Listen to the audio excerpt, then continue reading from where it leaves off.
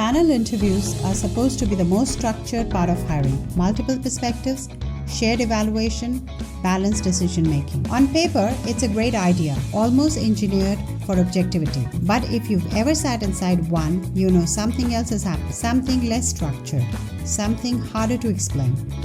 Today, I want to unpack that, the hidden problem with panel interviews. Let's start with how this is supposed to work.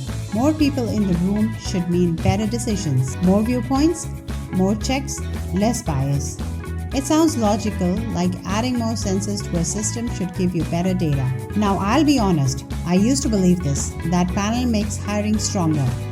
Until you actually sit in enough of those rooms and watch what really happens. Here's what actually happens. 5 people sit in a panel. They all interview the same candidate, they all hear the same answers, and somehow they walk away with completely different conclusions. One says, they're technically strong. Another says, I'm not convinced on leadership. Another says, I just didn't feel the energy. Now pause for a second. These aren't disagreements about facts. They are differences in what each person is looking for. And here's the problem, no one aligned that up front. So now the panel isn't really evaluating the candidate, it's trying to reconcile different definitions of good. And this is where things quietly break. When those perspectives collide, the process doesn't move forward. It resets right there in the room. Because now the conversation becomes, what are we actually looking for?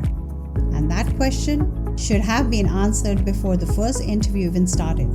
So instead of deciding, the panel goes backwards, reinterpreting the role, reframing expectations, re-evaluating everything. It's like reaching the final stage of something and suddenly realizing the rules have changed. Here's the shift. Panel interviews don't fail because people disagree. Disagreement is actually useful. They fail because the evaluation logic was never shared.